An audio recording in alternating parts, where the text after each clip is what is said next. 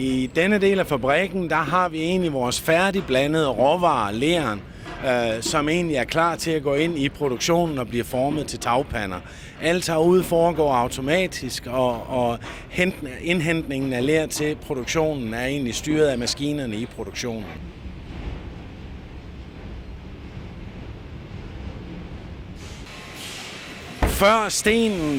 Før leren kommer ind til selve pressen, går det igennem et utal blandingsprocesser for at sikre en jævn og ensartet råvare.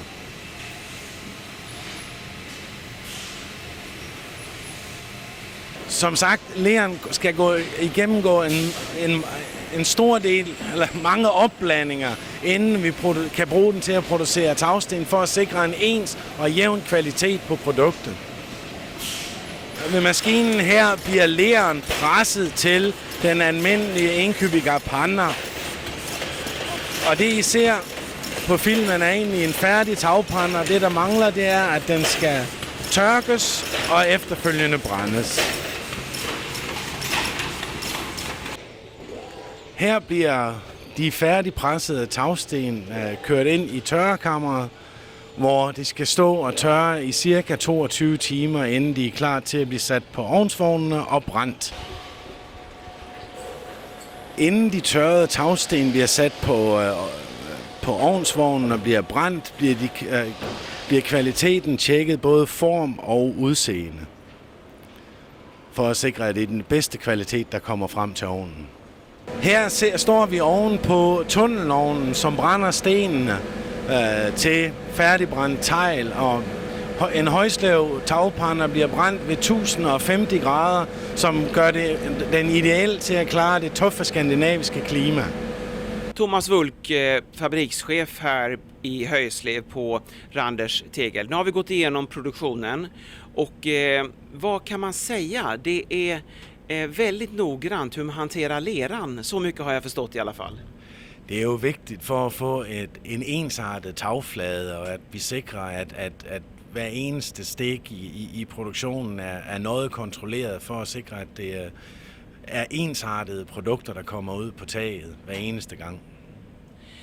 När man ser att produktionen kräver så pass lite personer som kanske 4-5 personer, hela denna produktion, då undrar man, varför är det inte fler företag i Norden som satsar på den här typen av produktion? Jeg tror, det er, fordi tegl er lidt speciel, og der er ikke så mange tilbage, som ved noget om, hvordan man producerer det. Og for at etablere et teglværk er en relativt stor investering, så der er ikke så mange folk. Har man en af grunden til, at der ikke er så mange folk til at køre, det er, at der er lavet nogle massive anlægsinvesteringer for at få etableret teglværket. En detalj i produktionen är att ni satsar väldigt hårt på att få upp värmen på när ni bränner teglet. Ja, altså vi har valgt at gøre alt, hvad vi kan for at få temperaturen så højt op, så vi brænder vores tagpander ved 1050 grader. Derved sikrer vi en ekstremt lav vandoptagelse, og vi sikrer en sten, som har de bedste forudsætninger for at klare det tuffe skandinaviske klima. Vad vill du framhålla för fördelar med tegel jämfört med betong? Altså jeg vil sige, at den nok væsentligste forskel, det er, at om 50 år, der er teglen lige så farveægte, som den er den dag, man får den lagt på taget.